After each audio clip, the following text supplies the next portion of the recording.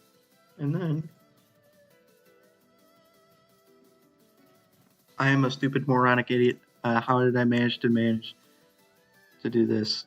I am so stupid. How did I fail to do that correctly? Fail. Epic. Fail. Okay.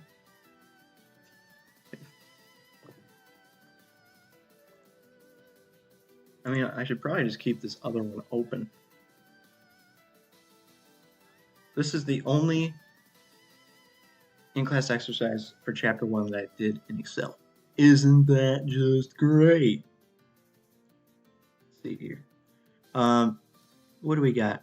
Do I have the same journal entries? Oh, dang it. Yeah. Crap. You know what? I'm gonna make these.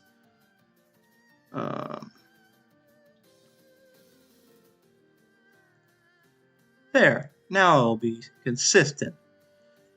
So that should be good. That should be the answers. So we got the right numbers. We got cash, or investment, cash, interest, and then cash, investment, and that was it.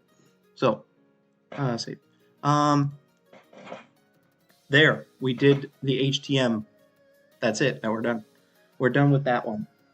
That was funny. Okay. So chapter 1, need to second problem. So we finished studying for the first problem finally. Equity method.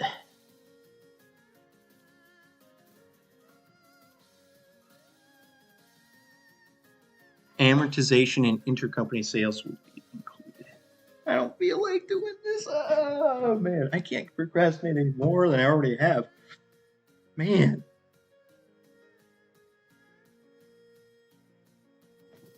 I can't.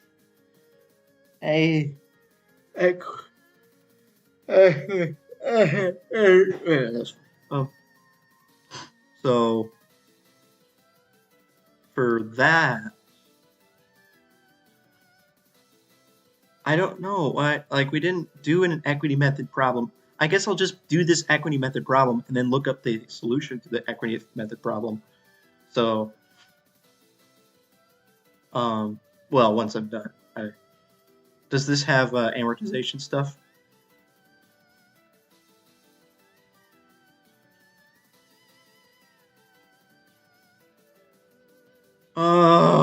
This isn't going to help me because I need the intercompany transactions aspect of the question.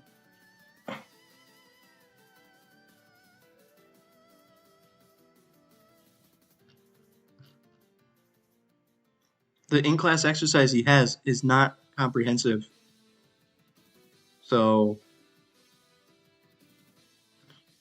3 is not what we want. We want something better than this. What do we want? We're going to want, because I don't think the chapter 2 in-class exercise is going to have it either.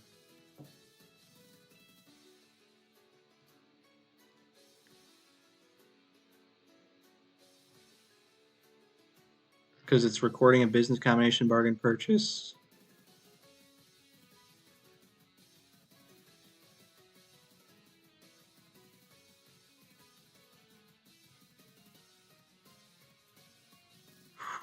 Man, this is gonna suck. This is going to suck.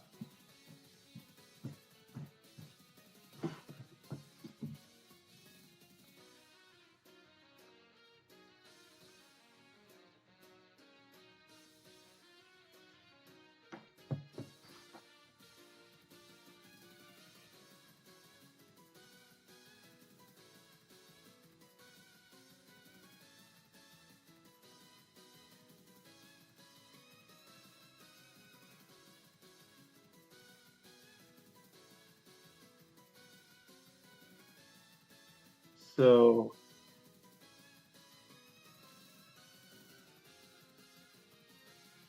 you know what's fun?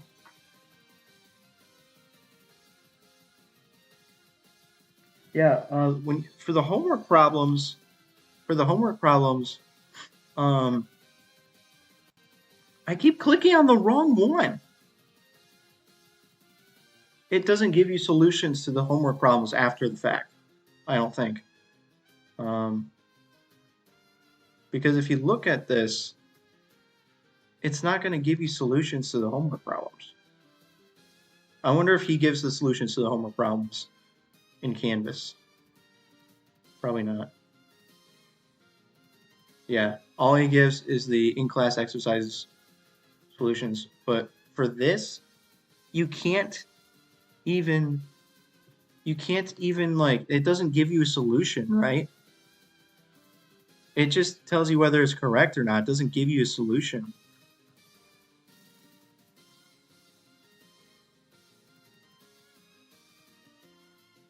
Seriously. Oh, wait, this one gives you correct answer? Okay, what? Yeah, but it gives you the correct answer. It doesn't give you the solution. But anyways, equity method investments.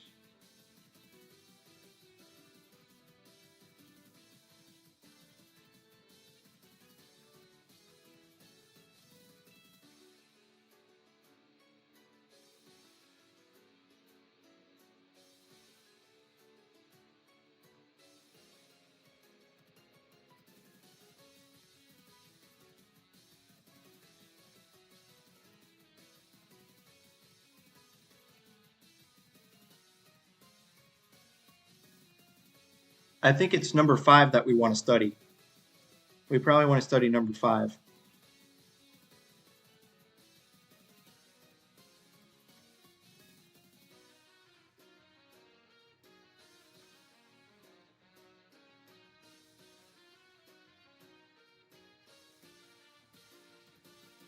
Oh, but the problem with this is it doesn't have intercompany investments included, does it? Because, wait. The homework problem.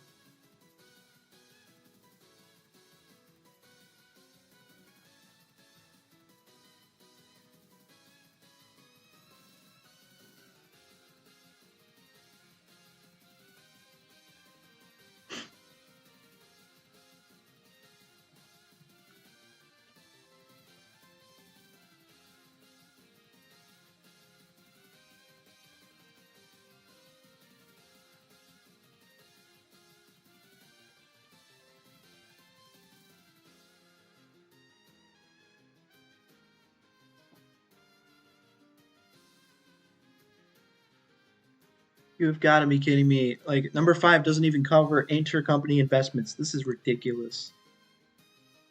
Or intercompany sales, rather. It doesn't even cover that. Oh. So technically, we have not had an example problem that involves intercompany sales, but maybe there'll be one on the PowerPoint presentation.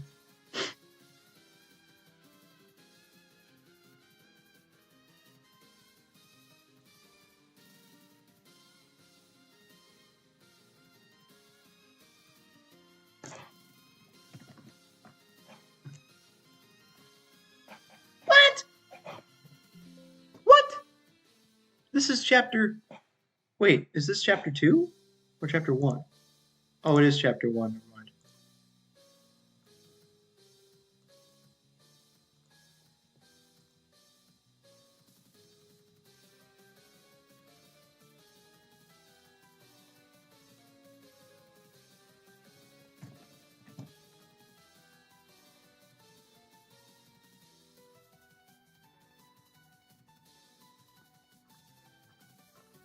Equity method.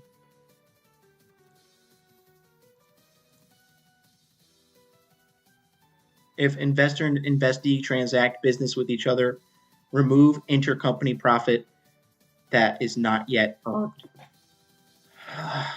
Wait.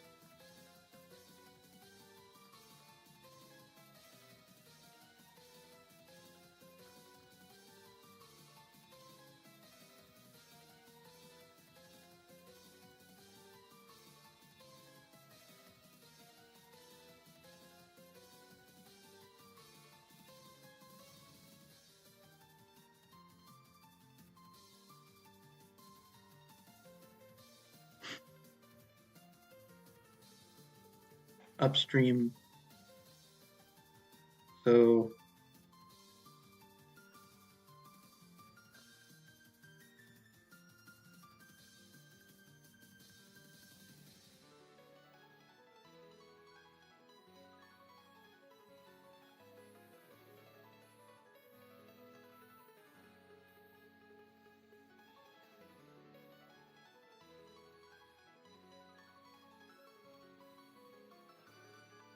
you know, I could just do this example problem instead. I could just...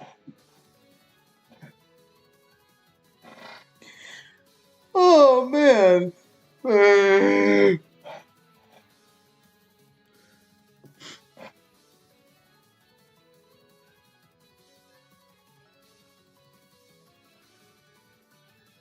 Where's the 35,000 and the 20,000?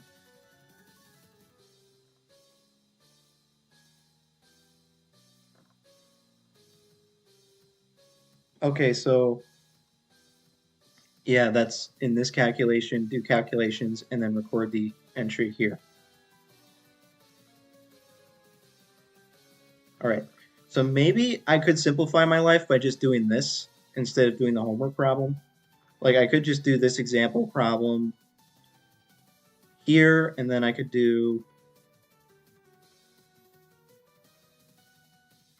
So maybe what I'll do is this example problem, I'll kind of read through these two example problems, and then I will paste both of the problems into Excel, but not paste the solution. And then I'll just try to solve it by myself.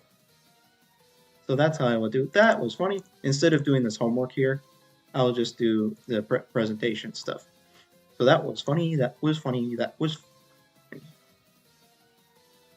That would be funny if the example was not good enough. Ooh!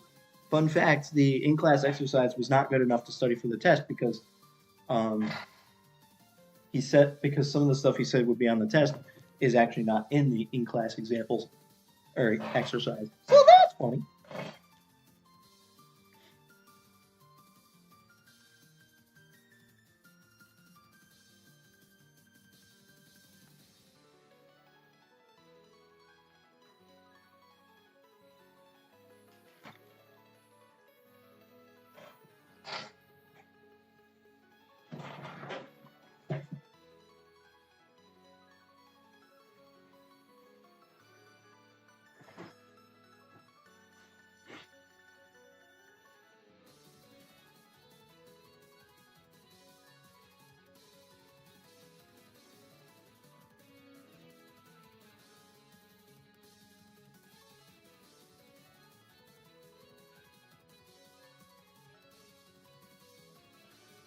I have to call the jury thingamajig. It says after 5 p.m. on Friday, or after 5 p.m. on Sunday. I don't know why it says after 5 p.m.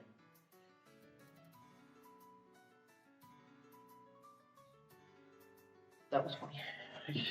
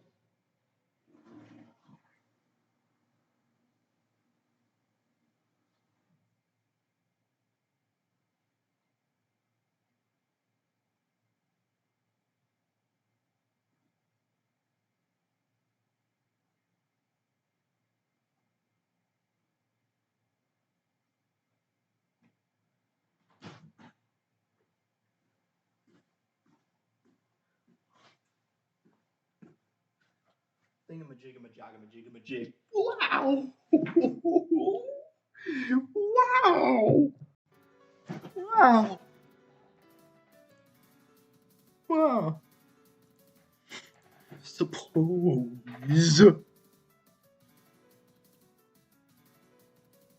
12 million for 30% Rocket Million shares.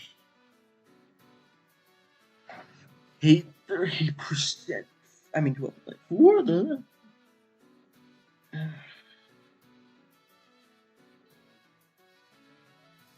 3 million in excess of book value.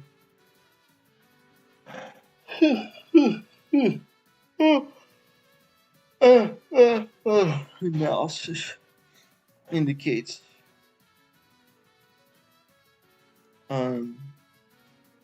its significant influence. Oh my god.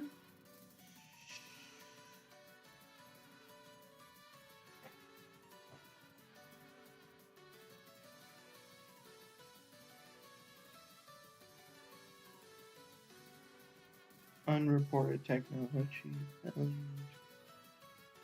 at $5 million.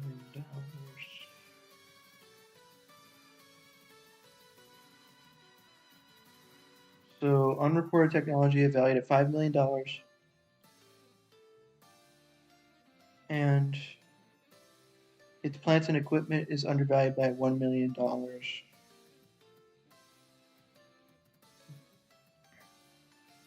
So the plants and equipment has to depreciate, and the unreported technology is going to depreciate. So you paid the price of $12 million to calculate goodwill. You subtract the book value of the assets, or the fair value of everything, and the fair value is just the book value plus adjustments that they told of. Okay. And by the way, the book value, by the way, you don't do the full amount of the company, you just do 30% of it. 30% of the revaluation of that, 30% of the unreported technology. The goodwill equals 1.2 million.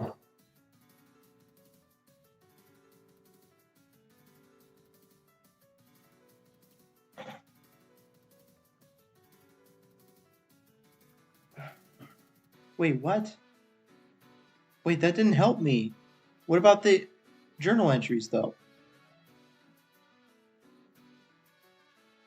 Wait, what about the depreciation? Where's the depreciation? Oh, wait. Where's the journal entries? Wait a minute. So does all of this lead to just one journal entry? All of it? Including the depreciation stuff? Yeah, it does. Yes, all of it leads to one. Okay, so this is all basically one problem that has all the elements that we need to study the problem that will be on the test. So then Rocky Mountain bottler sells canned beverages to Coca-Cola upstream. And what is it? Does it matter whether it's upstream or downstream? Does it really matter? Who cares? Wait.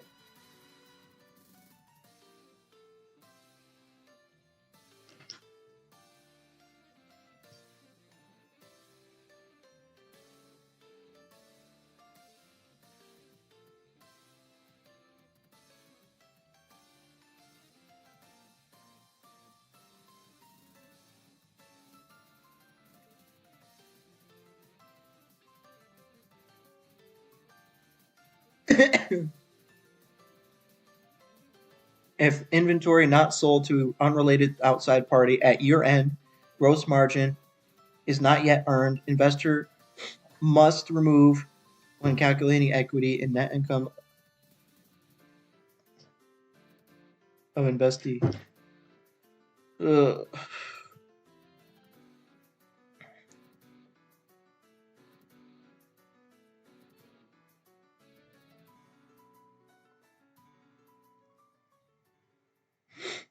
Coca-Cola holds $210,000 of this inventory at year end.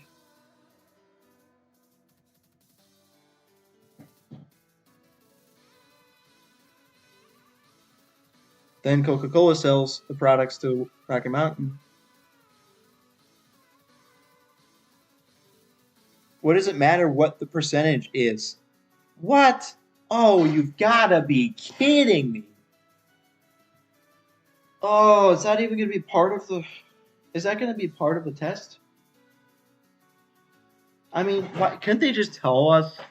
Why does it have to... They tell us it's a 20% markup on cost. Why can't they just tell us the amount that they sold it for? Or maybe they do need to say that. I don't know. But all you need to know is how much of the profit that they made on it. Or I don't know, whatever. Okay, maybe it is all relevant. Anyways. Yeah, I hate the song. Yay. So they sold... You take the amount of the inventory that they hold, subtract that divided by 1.2. Okay, yeah, there's like, I could think about it logically why you do that, or I could just memorize the fact that you do that calculation that way. Like, so, man, unconfirmed gross profit equals the amount that you hold minus the amount that you hold divided by 1 plus the percentage markup on cost. That is so funny. Good job, dude. Good instrument.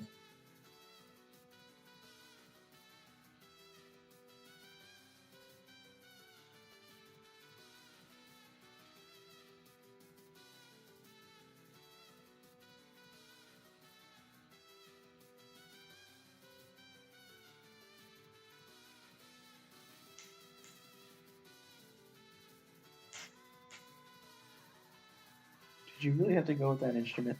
Well, I don't know if it's the instrument that's the problem. It's the vibrato that's the problem.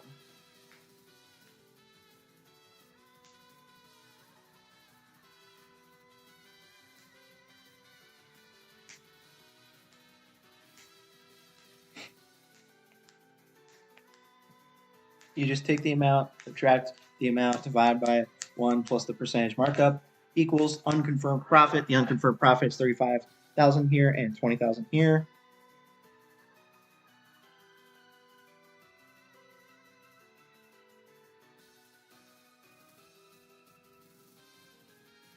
If you have upstream sale, that downstream sale. Wait, so both upstream and downstream sales, you treat them exactly the same? You treat both of them exactly the same? Like, it doesn't even matter if it's upstream or downstream, you just treat them exactly the same? That's it? So,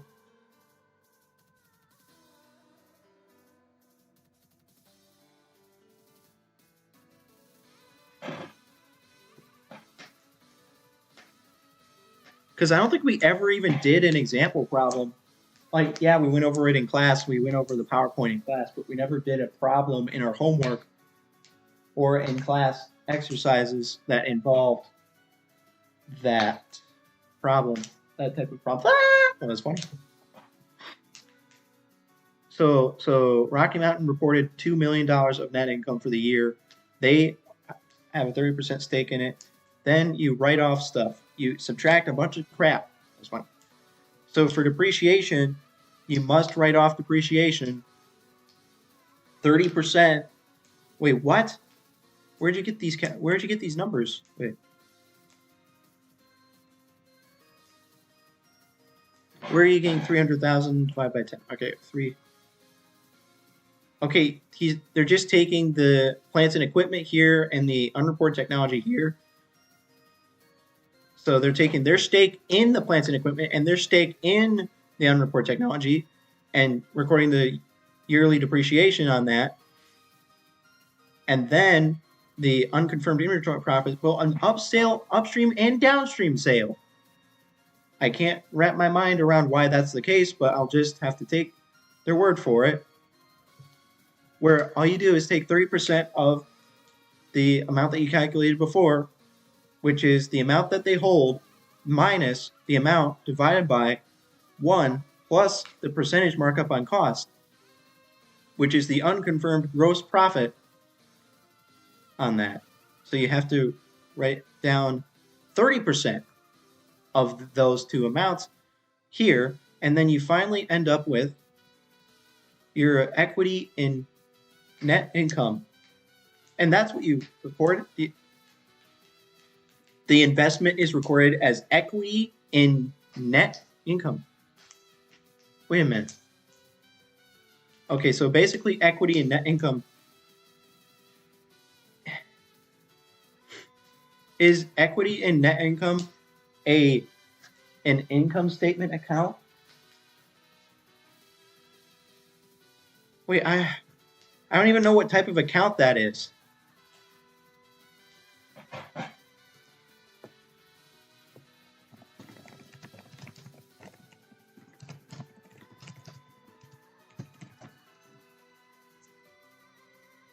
This is bullcrap.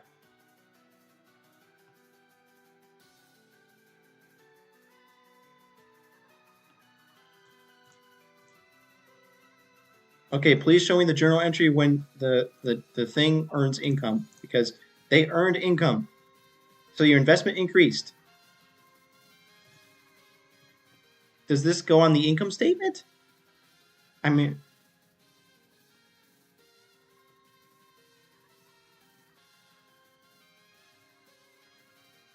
dude, where's the journal entries? What the heck?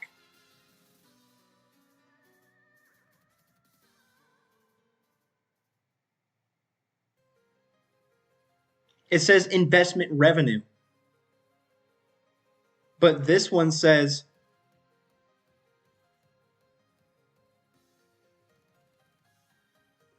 okay, so I think literally the entire rest of the soundtrack is just remixes.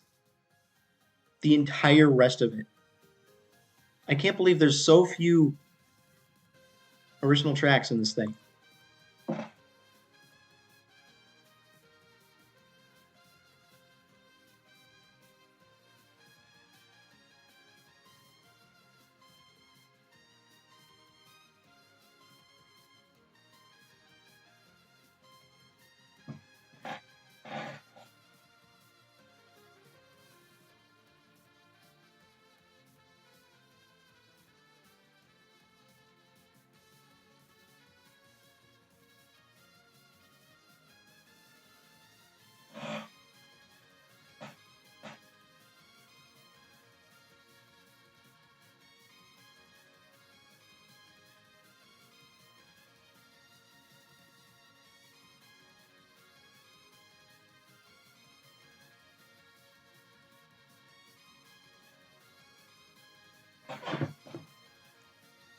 So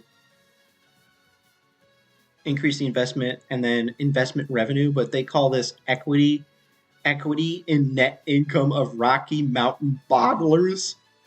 Why? What kind of an account name is that?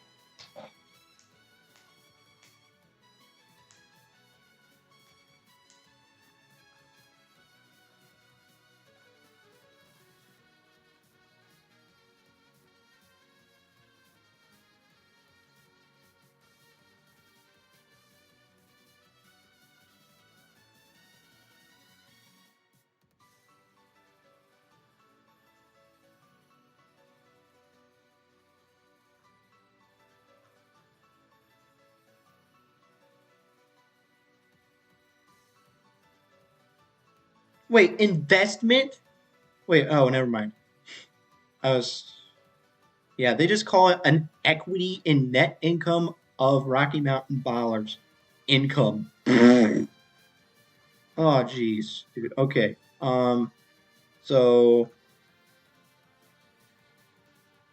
Okay, I think I understand. I think I understand this. This isn't too bad, honestly. So. Should be able to do this problem. So what we'll do PowerPoint slide 41.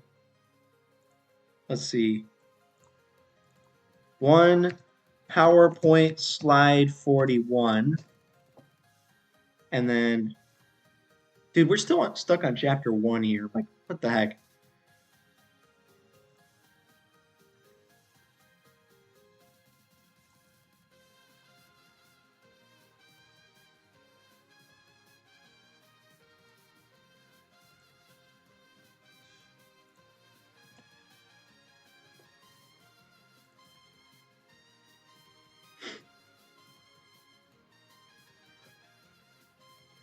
So with all this information, I should be able to recreate everything that they did, all the calculations that they did.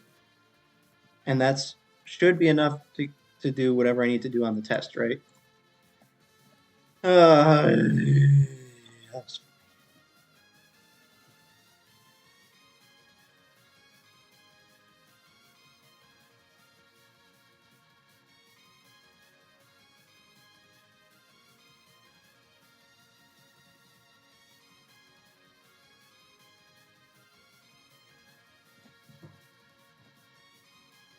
and that would help me study for second problem.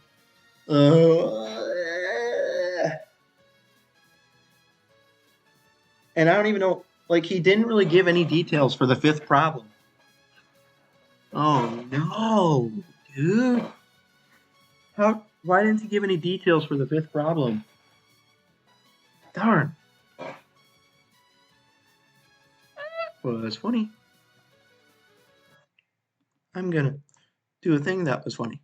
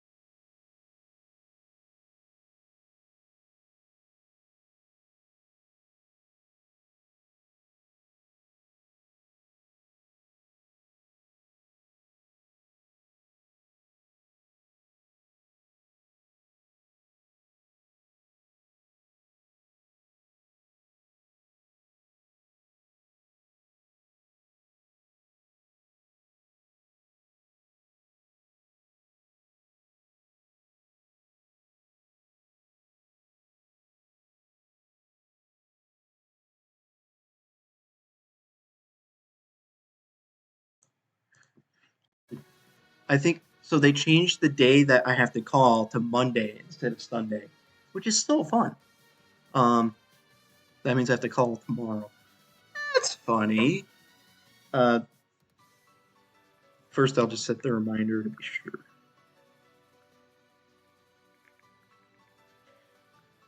Tomorrow, Monday.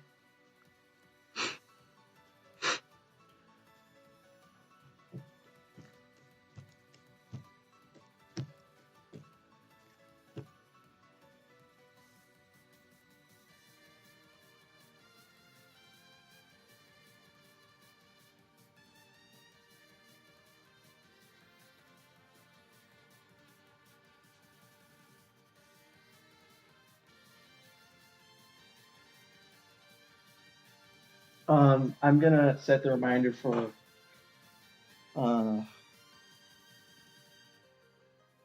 6:30 because I'm gonna be at work until 6. That's funny.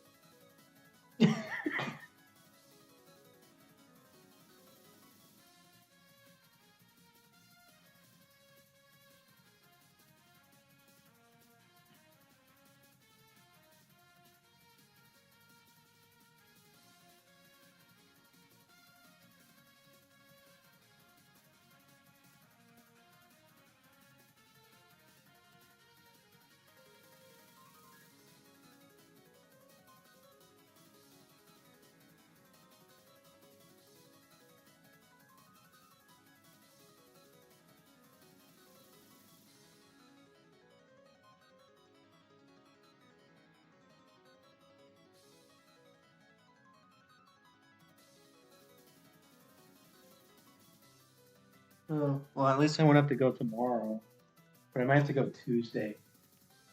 Imagine if I have to go on Tuesday and then miss my test and miss my class. Well, that would be nice. Well, no, I'd rather go to the class than go to Jersey, so never mind about that. Never mind. I'd literally rather take the test than go to Jersey. Like, oh my goodness. Never mind. I was going to say, oh, it's going to be so nice. No, it's not. It's not. I mean, maybe it will be fine, but dang it.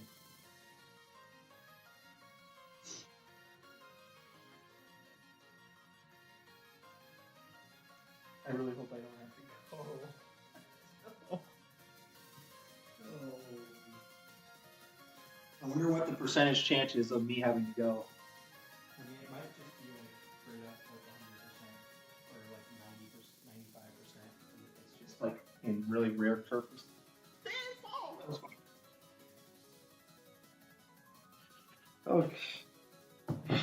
Well, time to procrastinate working on this homework problem. Oh man. Oh, that was funny. That was funny. That was funny, dude. Very, very funny. Very funny. At least I'm completely prepared for my Tuesday advanced business law class. Oh man.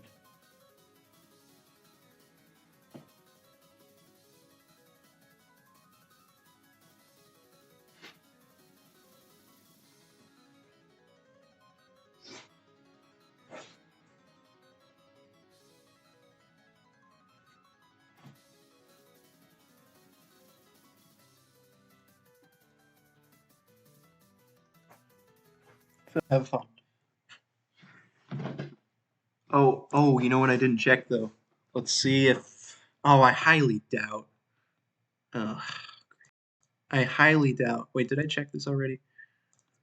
Let's see.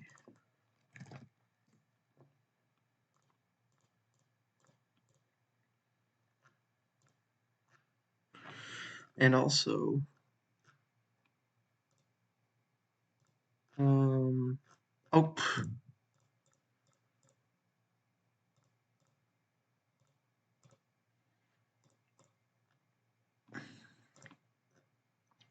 What to wear?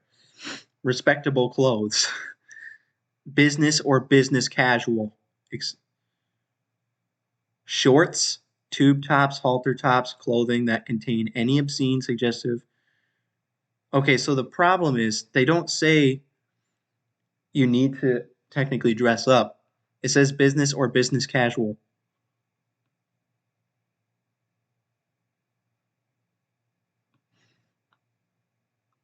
I wonder if I have to dress up. Like I might just buy like some khaki pants and just put on a polo shirt and khaki pants and hope that's good enough because I really don't want to dress up. Oh my gosh, dude. Because like business casual, I mean, the dress code that they have listed for jury duty is basically the same dress code that they had for me for going to my current job. And at my current job, I just wear jeans and a shirt. Basically. Oh, that's funny. Okay, let's see here. It says I'm on call.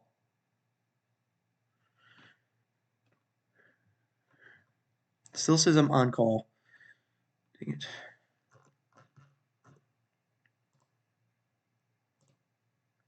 Do I need to dress up?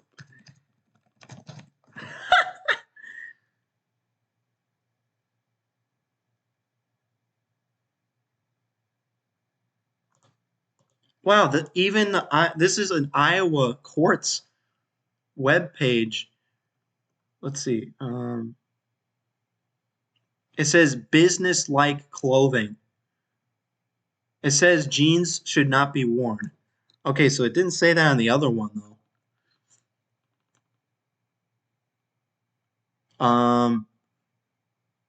Hopefully, yeah, I think what I'll probably just do is buy a pair of khaki cants. Yep, I just said khaki cants instead of khaki pants. That's funny. Hopefully that'll be good enough. It says I may bring books, magazines, or study material. They must be put away during court proceedings. Put away where? Wait, cell phones? I can't even bring my cell phone? What?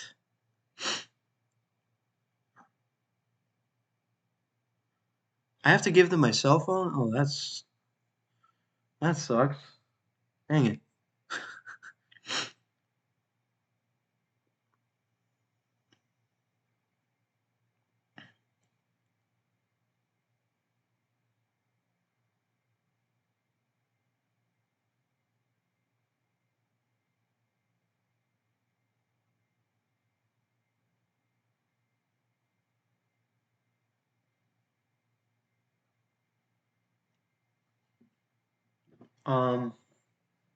I wonder what time I would have to report for it though. Because if it's like early in the morning, oh.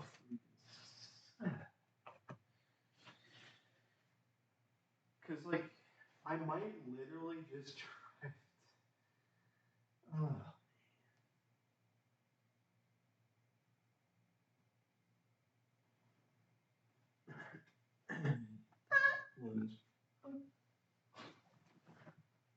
Maybe. No, that was that was that was funny. Everything was funny.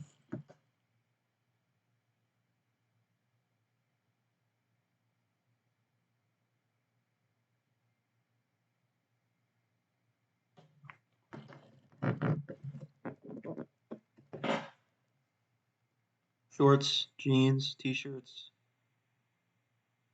Does t-shirts include polo shirts? Can I just wear a polo shirt? Like, well,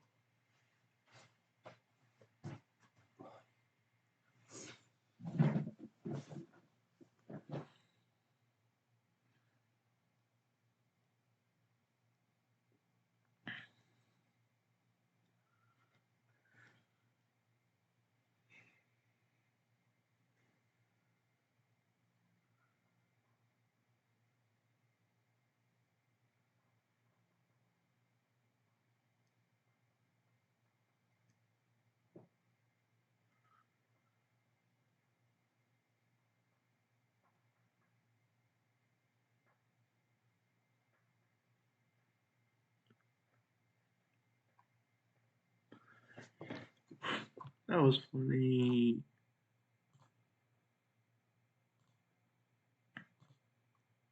Wow, wow, wow, wow, wow, wow, wow, wow, wow, wow.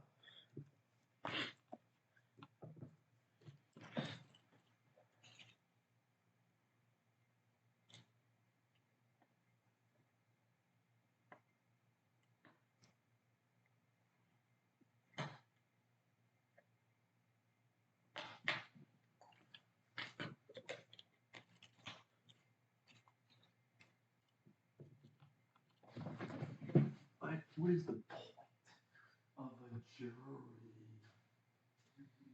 What? But why the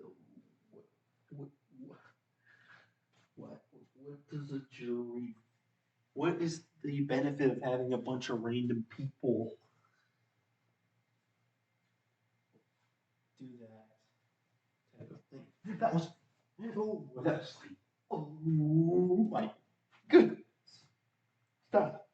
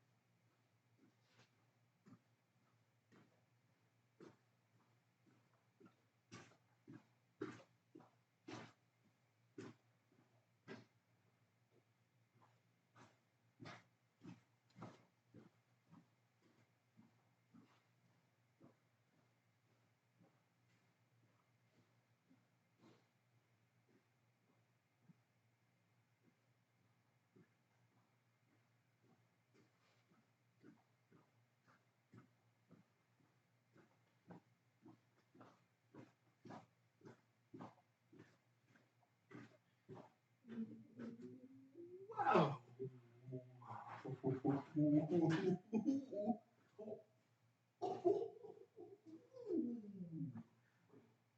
If they're saying that taking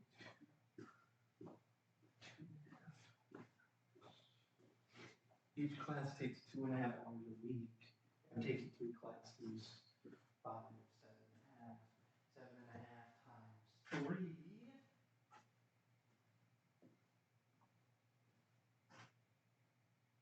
They're saying it should take me about 22 hours of homework, or 22.5 hours of homework per week, which is, well, if you did it all Monday through Friday and then just did nothing over the weekend, it would be about 4.5 hours of homework per week. But I won't be able to do all that during the week because I don't have time to do that. Wait a minute, if I get home at 6:30, 4.5 hours, that would mean I have to go to bed at 11 and then get up at 6. I mean, that wouldn't be that bad. I mean, I could do a bunch of that. Tuesday and Thursday. Oh, what if I start at 5? Oh, man. Oh, man. Oh, man. Oh.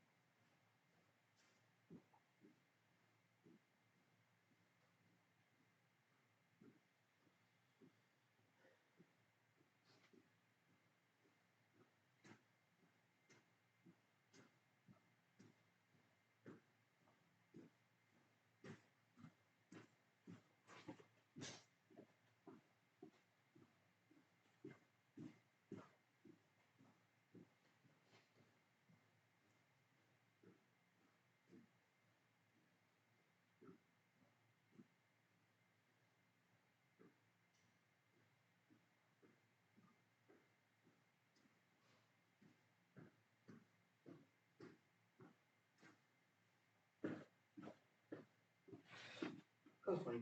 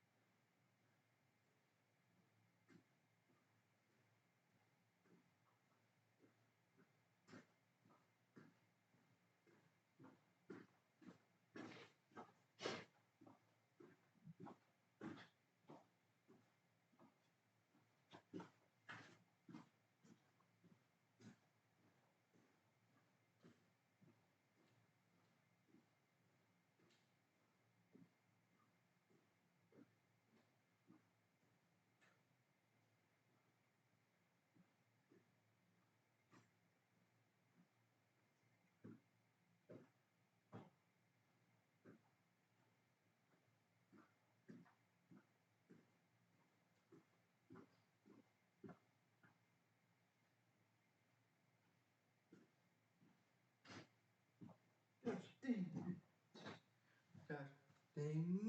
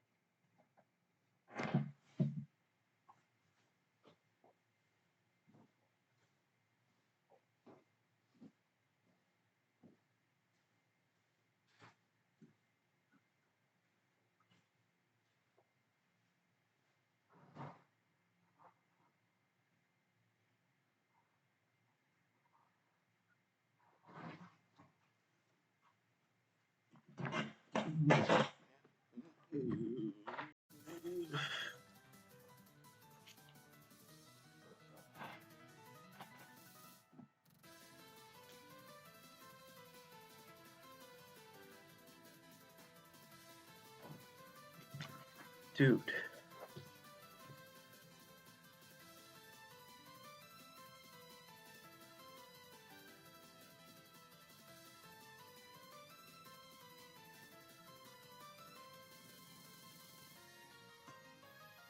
Are you kidding me?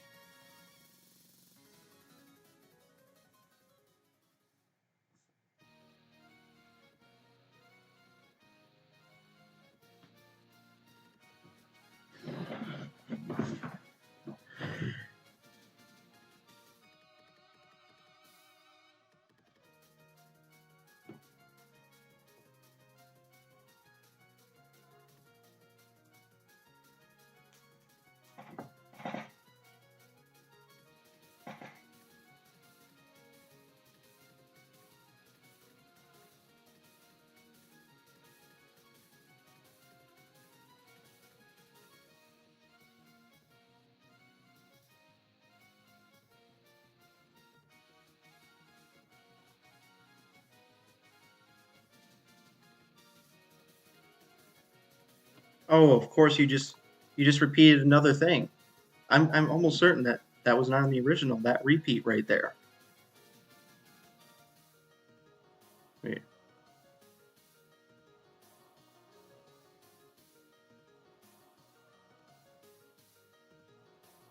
Dude, you did a different chord here. Dude, that chord is clearly dissonant. Like,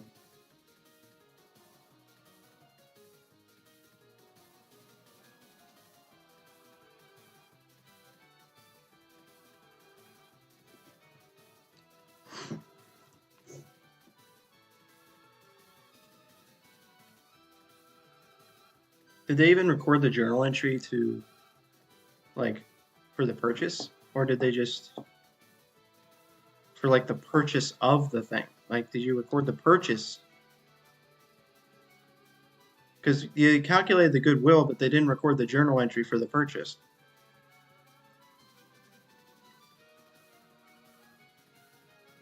Where's the journal entry for the purchase, though? Because they recorded net equity and net income, but they didn't record the journal entry for the purchase.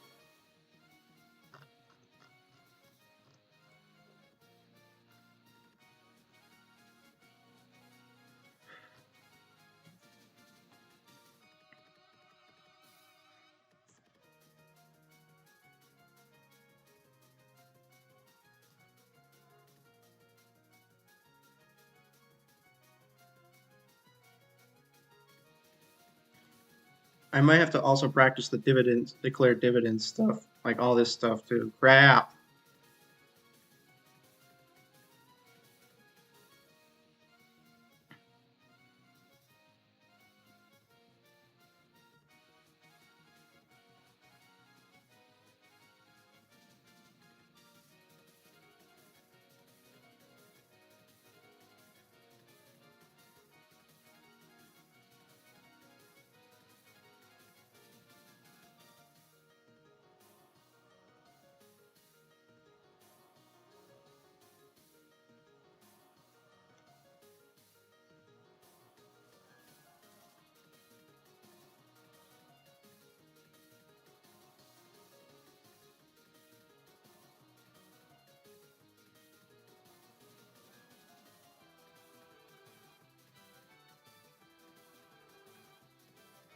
Why on earth would you record goodwill? Wait. I thought you only recorded goodwill if you acquired a business. Why on earth would you calculate goodwill here? They didn't acquire the business, they acquired 30% of the business. Wait. They purchased 30% of the shares of the business. That you wouldn't record goodwill in that case. Why do they even have the goodwill calculation?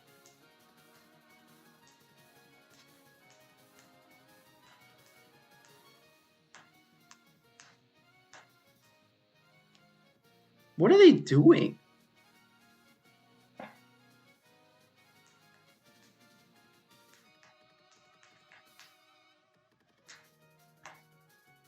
We don't need to calculate goodwill. All we have to calculate is your share of the plant and equipment and your share of the unreported technology,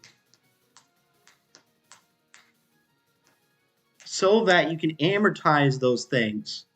All you have to do is calculate the amortization. You don't have to calculate goodwill. Why on earth would they even do that? Okay, I don't think we're going to need to do that. All we have to do for the test is the journal entry for the investments. So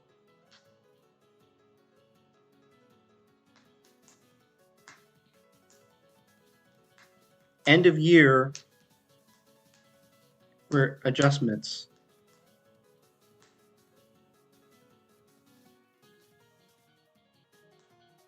Wait, what is going on right now? Okay, so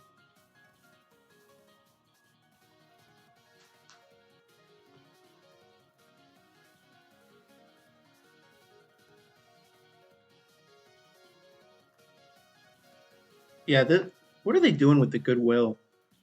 All we need to do, take 30% of their equipment, or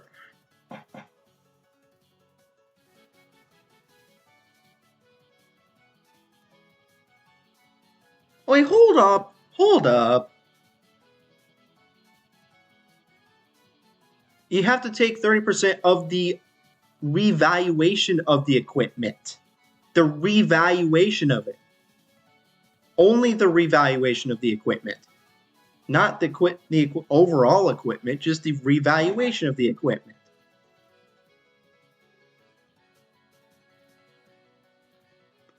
What? You make adjustments for depreciation and amortization on revaluations, not the full value, just the revaluations. Oh man. So basically if you buy something and then you have to revalue a couple of things, and those things amortize, then you have to take the amount that you revalue it by, take the percentage that you own in the company, and then you record the depreciation on it.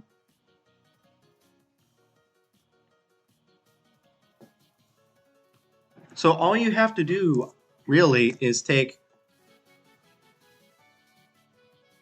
Okay, do we have to record a journal entry to buy the shares? To buy the shares, it's investment in something. Investment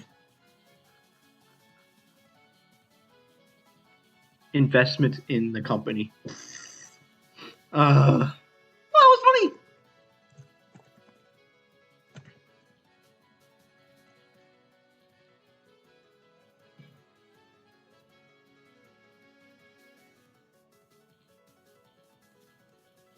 They paid $3 million.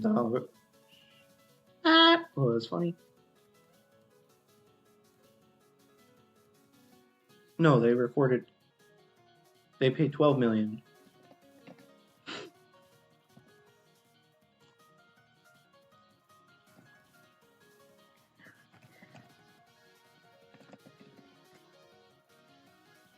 That's what they paid for this.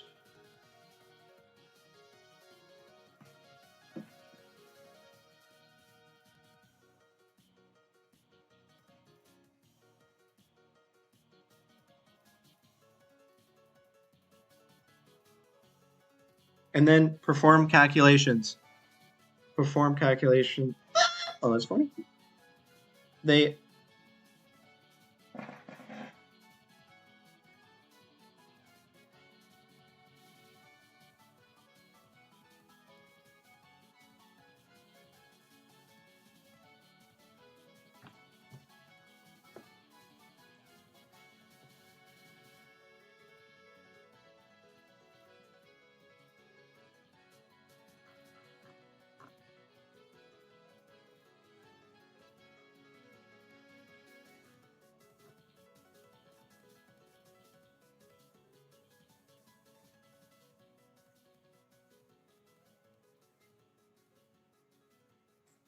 it says the investment cost in excess of book value.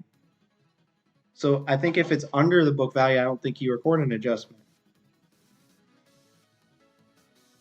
It says in excess of book value acquired.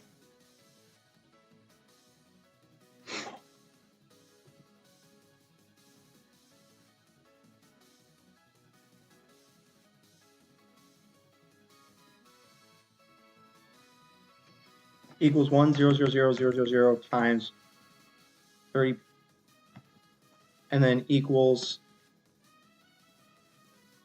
the 5 million times 0.3, and then you have depreciation. 1 year's worth of depreciation equals this divided by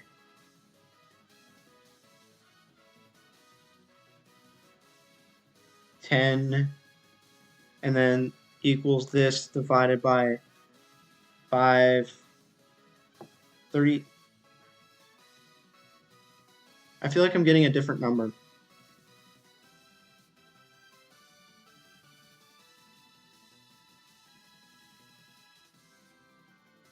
Didn't they get like 25,000 or something? Oh, never mind. I think this is what they got. That was for this part here. So this is the adjustments. You have to take out this adjustment, and then for these ones, equals, the adjustment is equal to 210,000 time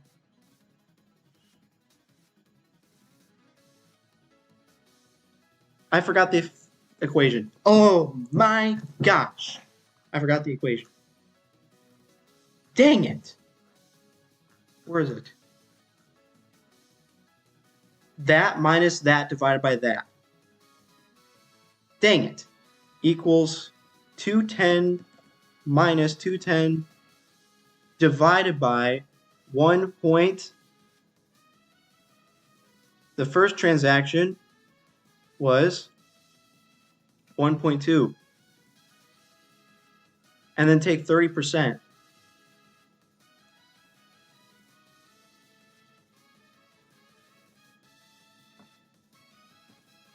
Oh, what? Wait. Oh, never mind. That's correct. Equals 210, 100 times minus 100 divided by 1.25, and then equals this times 0.3, and that. So those are the adjustments, and they made a certain amount of net income. So where's the income that they made?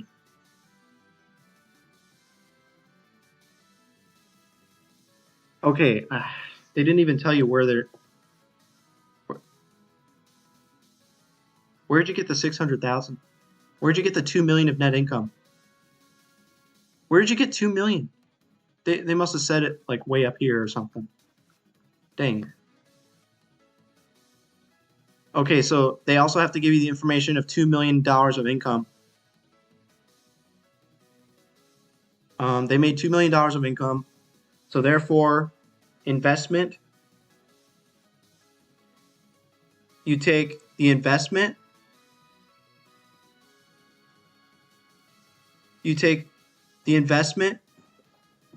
equals 2,000,000 times 0.3, and then you subtract all this.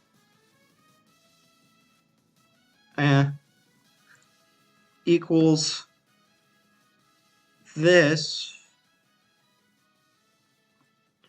plus minus the sum of all these. And that is investment in Rocky Mountain Bottlers is $253,500. Oh crap, I did that wrong. It's the investment goes down. Oh wait, no. Your investment increases with net income, and your equity income something or other. Crap. Dang it. Equity in net income of Rocky Mountain. Pfft, come on, man.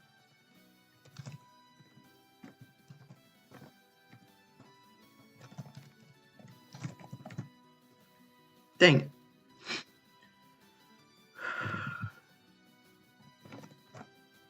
So we got 253,500.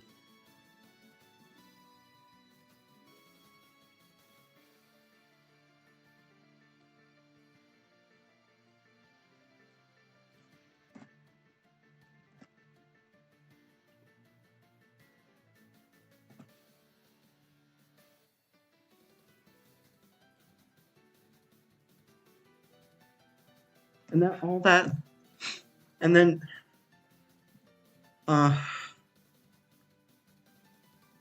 so the key is only adjust it by the revaluation and take the 30% of it. And the key for that one is you do the amount that they hold in inventory minus the amount divided by 1 plus the markup on cost.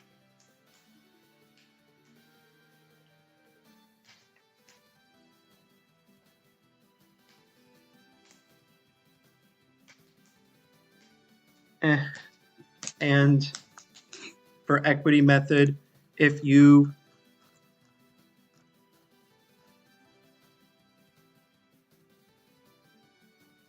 purchasing investment, it's increase investment, decrease cash. If there's dividends declared, you receive the percentage of the dividends, or so you either receive the dividends in cash or you just get dividends receivable. Decrease investment if paid dividends, accrue earnings, increase investment, increase equity and net income of thingy. That was funny.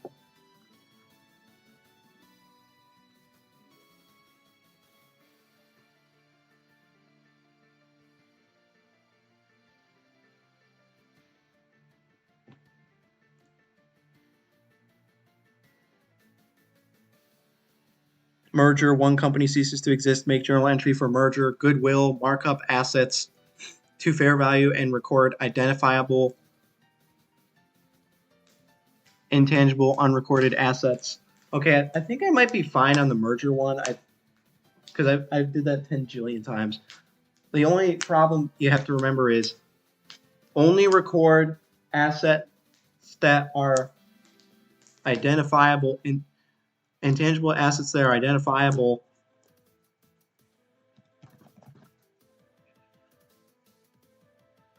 like intangible assets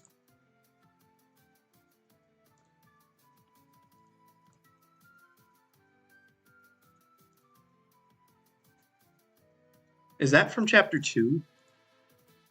No, I think it is actually.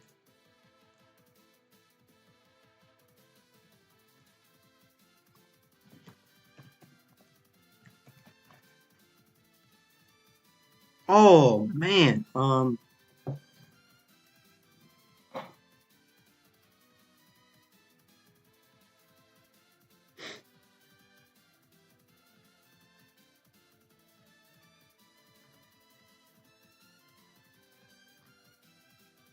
we have a bunch of crap. How about unreported? Assembled workforce potential contracts are like the only ones that are not reported. I think we're good there, right? Mark everything up to fair value. Also record the assets. So take the purchase price, subtract subtracts the value of the assets, or subtract the value of the net assets, and include in that the unrecorded identifiable intangible assets, and then the result is goodwill, but if you get a negative number, it's a bargain. Is there anything else we have to know? Chapter 2, contingent consideration. Oh, I hate the contingent consideration. I hated that. Oh, man. Do we have an in-class example exercise that covers that? Contingent consideration.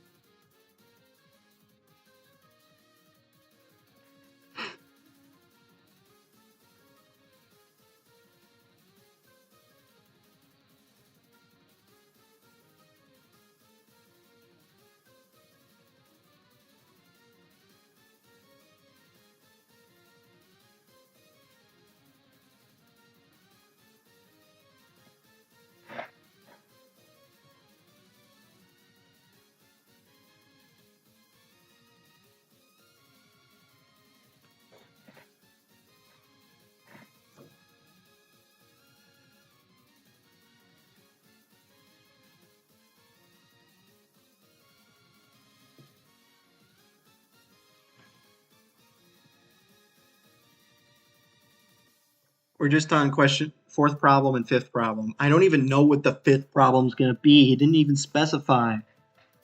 He just said it's a journal entry. Quote, journal entry. Like, seriously? What?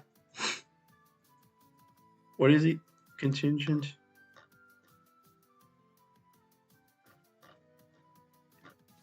What? What?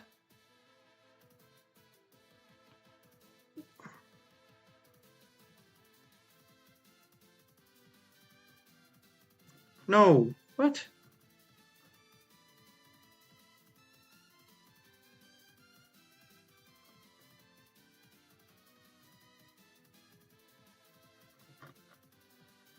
How is that not in the in-class exercises?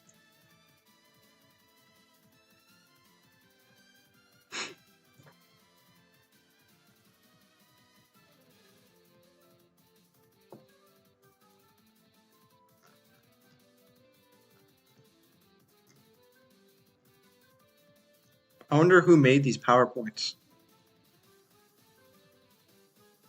Where did I even get these PowerPoints from? Where did I get the PowerPoints? Oh, I'm an idiot. They're right here.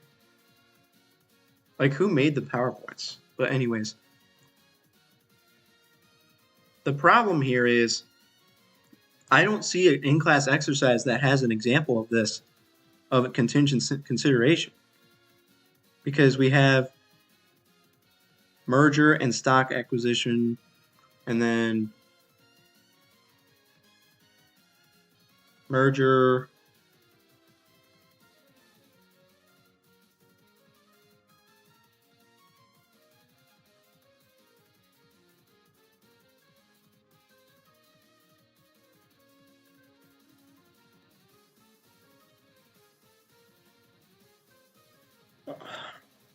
darn it. I'm going to have to go. Wait.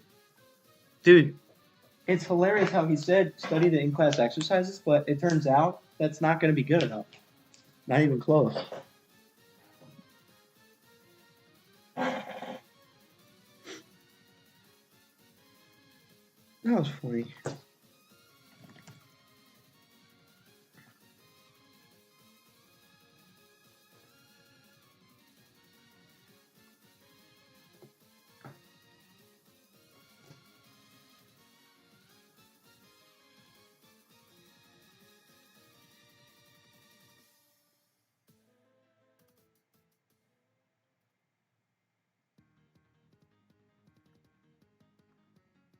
If it's compensation for future services, it does not count.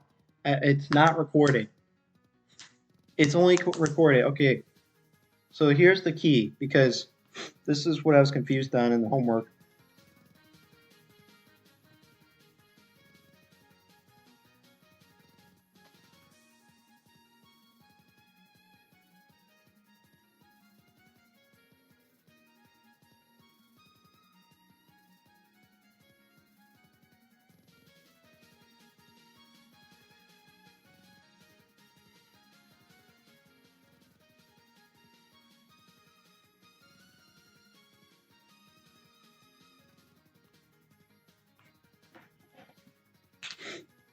buyer.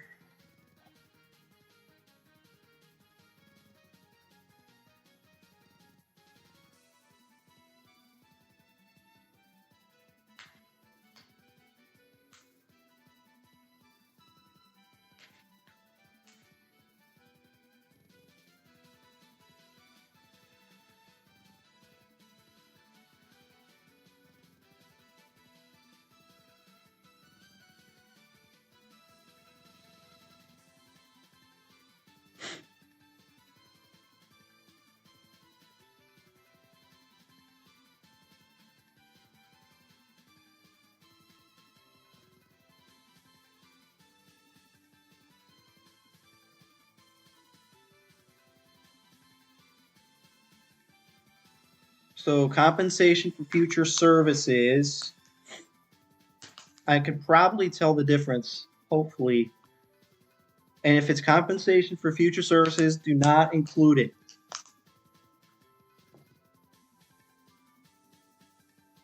Oh my gosh.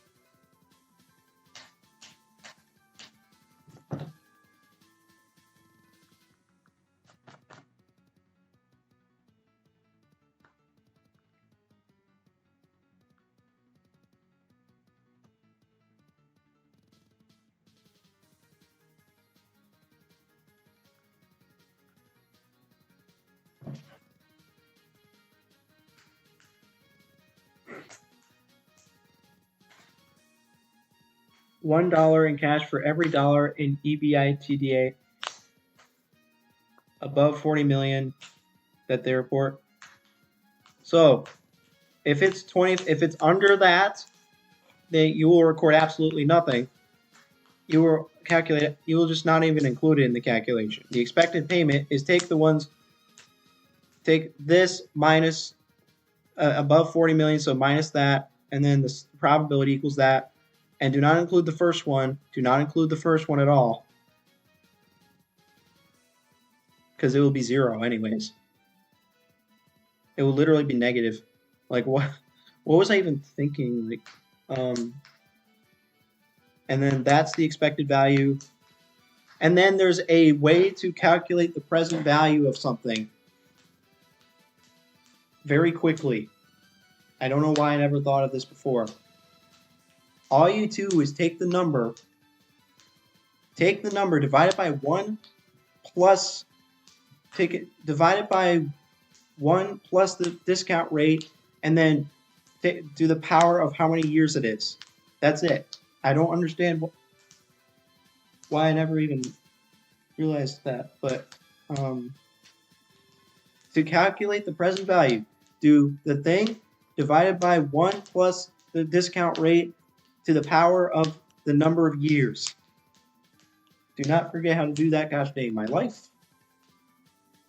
Gosh dang it. And that's the present value of the expected payment.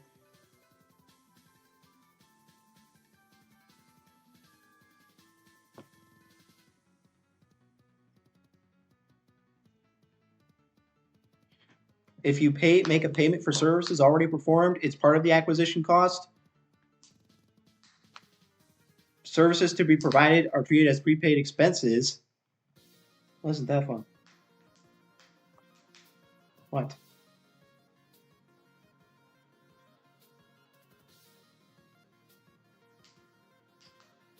Out-of-pocket costs are expenses.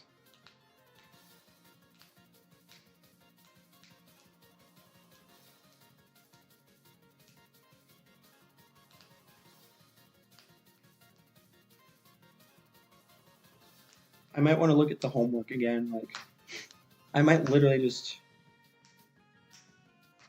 study all the homework for the chapter, because security registration costs reduce the net value of the equity accounts affected.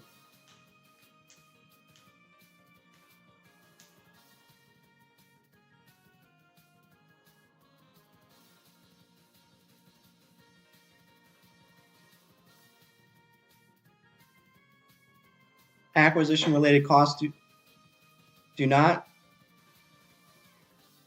Okay. It would only increase the value of the acquired business if you had it recorded it as an investment instead of as a business acquisition. When those out of pocket costs would end up being added. But if it's just acquiring a business, then you don't include it. You include it as a merger expense.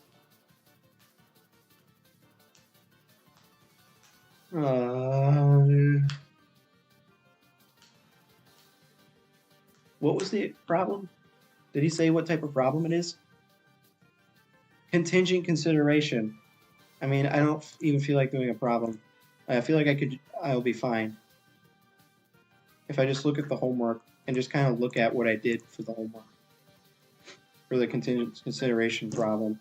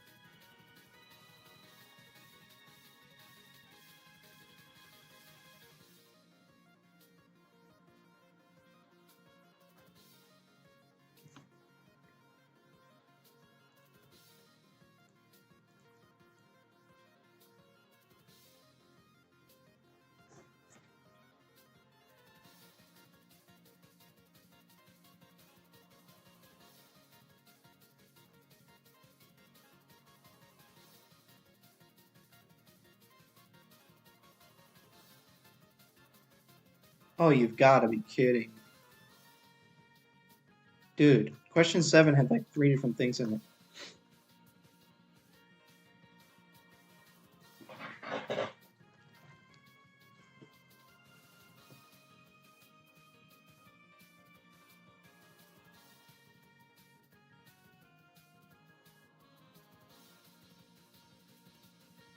Take this over 100 million, just take this times 25%,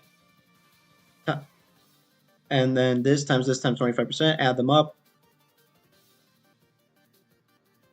$5 million is incentive compensation.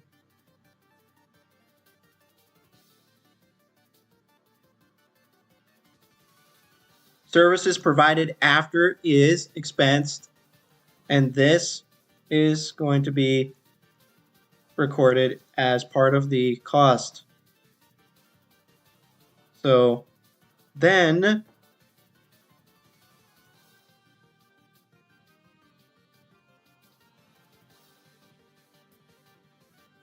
you have to calculate the present value of the liability. You get this number here, all of this crap, discount it, then get the 1 million and discount it. You take the number, all these calculations, discount it 5%. This number, discount it, and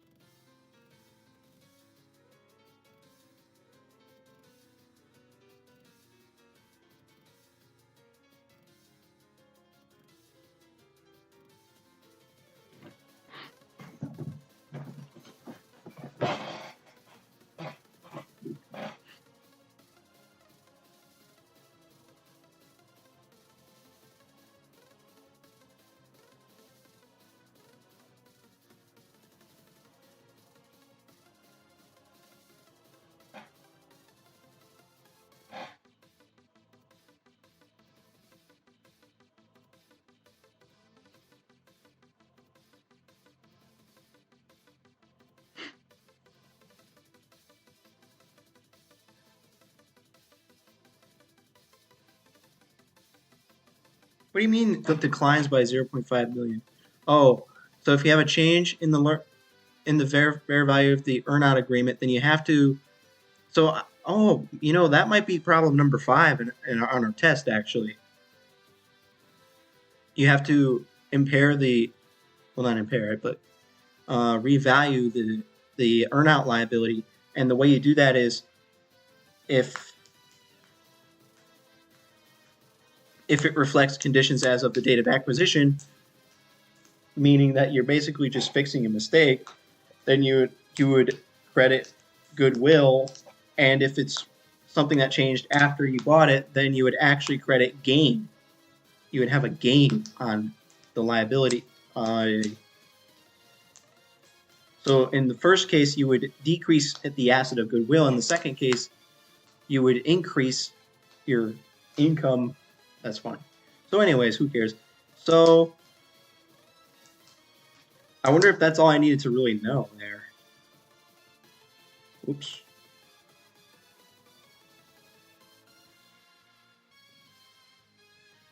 I wonder,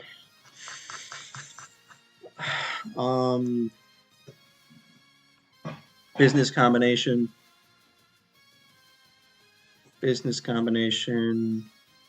earnout liability. If where's the 500,000 earnout liability?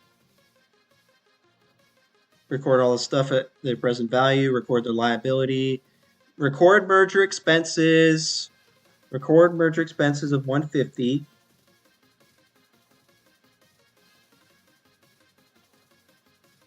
You know, honestly, a lot of this stuff would be better to study like right before the test, because I bet I'm going to forget all this stuff.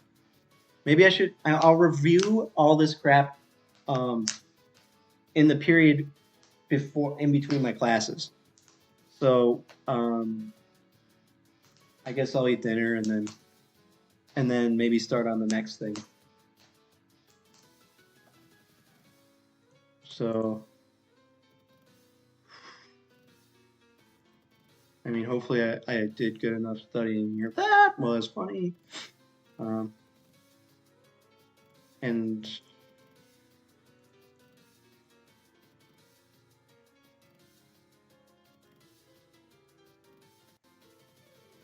dang it.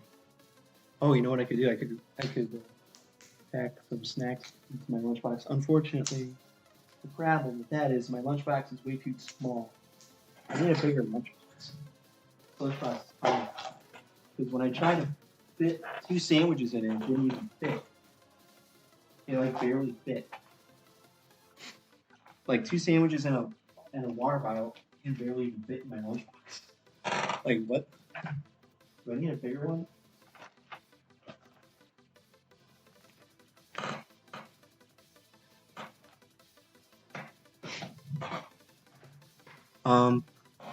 So that was funny. Wow, that was funny.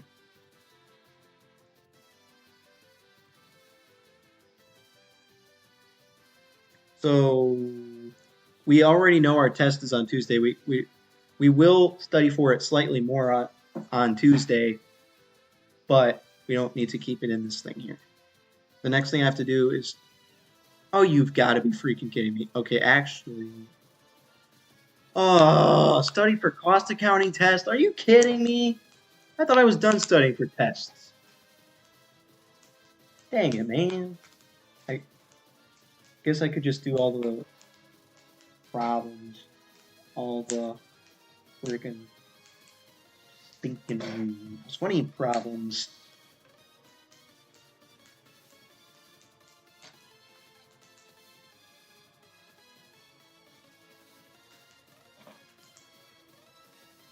No, not even an answer key. Like,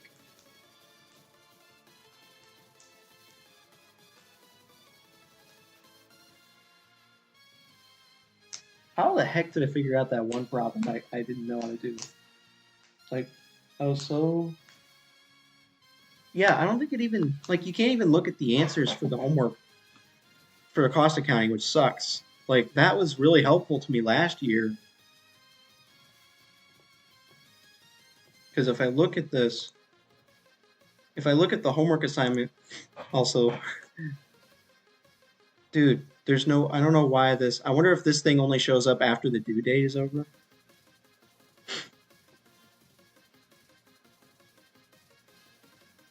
I don't think I'm actually able to see the answer key for this. Well, I mean, I can see the answers, but can I see the process for the answers? Because, like, I would like to see an answer key here. Once I finish the attempt,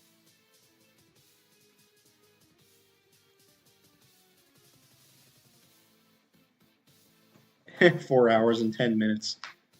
It says I worked on it for 4 hours and 10 minutes. It took me 5.5 hours.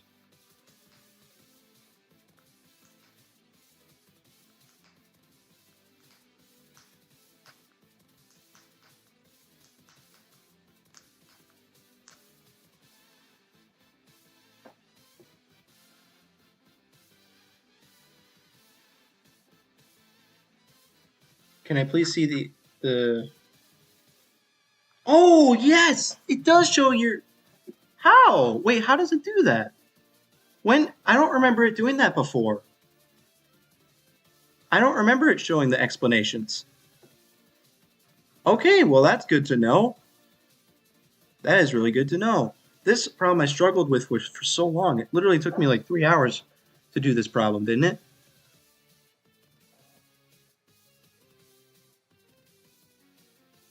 Wait, let me...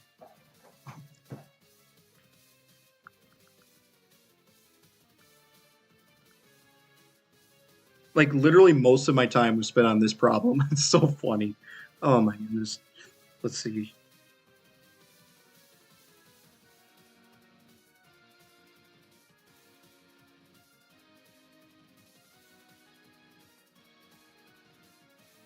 It actually took me 2 hours to do this first problem, and it took me 5.5 hours to do the entire thing. So anyways, that's very nice to know that I have the explanations down here. Man, I don't remember those showing up. I don't understand.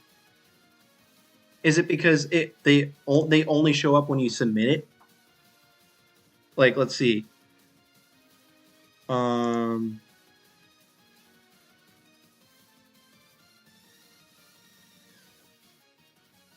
I think maybe the thing is you're only allowed to see the answers if you get 100% on the assignment.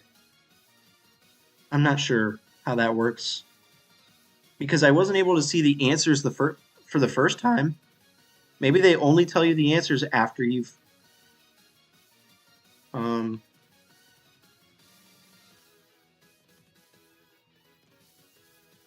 Man, this took according to their timer. I don't know how they time it because it took me 5.5 hours. Was I like procrastinating doing some of the problems? Maybe.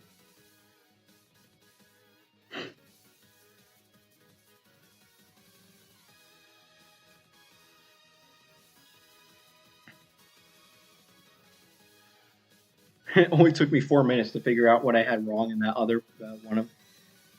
I wonder what I did mess up there. But anyways, that was funny. Actually, so never mind the thing I said before about not being able to study the homework. I will be able to study the homework for stuff. Man, look at all these problems.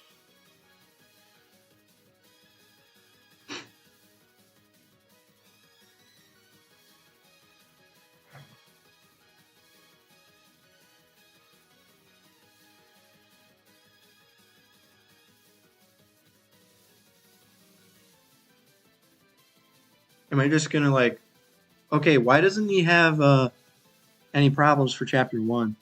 I'll just have to read the presentation for that one. Chapter 1 notes. Oh no, is that a mistake? Hold on a sec. Oh man.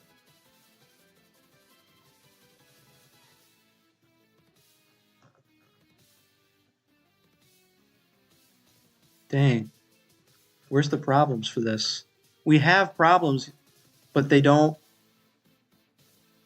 Unfortunately, they don't have solutions. Maybe it's because they're all like conceptual. Dang it, man. Fill in the blank cells.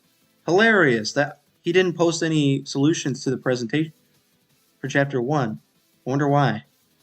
I thought weren't there solutions for those?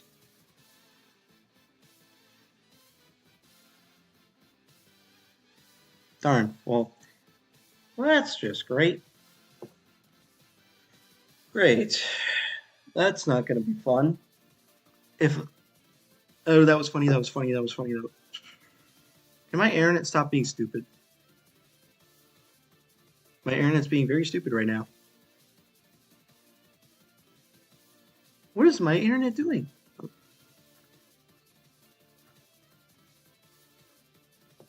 Wow, that was fun.